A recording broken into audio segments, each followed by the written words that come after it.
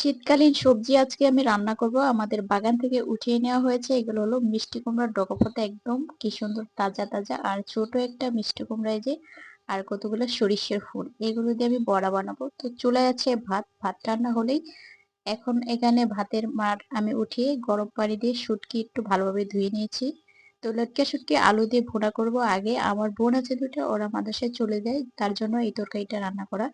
তো আমি তেলে খুব ভালোভাবে শুটকিটা ভেজে নিয়েছি আর গরম পানিতে ধুয়ে নিয়েছি, দেখতে পাচ্ছিলেন। এখন আমি পেঁয়াজ আলু দিয়ে ভুনা করব। আর মিষ্টি কুমড়া, ডগা পাতা, সিম, তারপরে বেগুন, ছোট আলু দিয়ে রান্না করা হবে আমাদের হাতের দেশি পুঁটি শুটকি দিয়ে রান্না। এই সবজিটা কিন্তু অনেক মজা। আর এদিকে আমার লটকে শুটকি ভুনা হয়ে গেছে, খেতে কিন্তু অসাধারণ, অনেক মজা। তো আমার বোন দুইটা খাওয়ার পরে আমি এখানে চুলার উপরে রেখে দিয়েছি, এখন আমি খাচ্ছি। দেখেন, একটু ঝাল ঝাল শুটকি ভুনা দিয়ে গরম ভাত সকালবেলা খাচ্ছি, অনেক মজা। এই ভিডিওটা আমার অনেক আগে করা ছিল, আজকে আমি এডিট করলাম। আর এইটা হলো নতুন, ছোট আলু দিয়ে রান্না হবে শুটকি। সিম, বেগুন, আলু দিয়ে, তারপরে মিষ্টি কুমড়া, ডগা পাতা দিয়ে শুটকি রান্না কিন্তু অনেক মজা। এই যে দেখুন সিমগুলো কিন্তু আমাদের গাছেরই। আর এখানে দুই পদের সিম, এক পদের হয়তো ভাজি করা হবে। আর শুটকি আমি ভালোভাবে ভেজে নিব, পেঁয়াজ রসুন।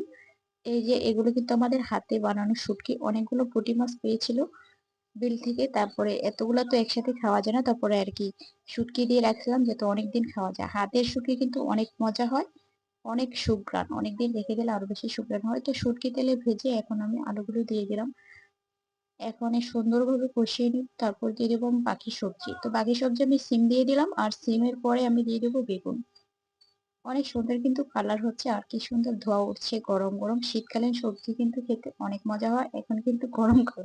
এই ভিডিওটি দেখে যাদের লোভ লাগবে খেতে, তারা অবশ্যই কমেন্টে জানাবেন। আর যারা শুকিয়ে খেতে ভালোবাসে তারা অবশ্যই কমেন্টে জানাবেন। এই যে দেখেন মিষ্টি কুমড়া, ডগা পাতাগুলো এখন দিয়ে দেবো, এগুলো পরে দিয়ে দিলাম। এই সবজিগুলো খুব তাড়াতাড়ি সিদ্ধ হয়ে যায়, তার জন্য আর কি একটু পরে দিয়ে দিলাম।